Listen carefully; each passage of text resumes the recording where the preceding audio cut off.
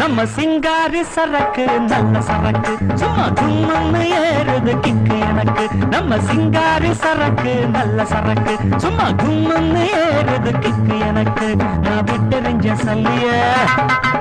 அட ஊத்துக்கிட்ட மில்லிய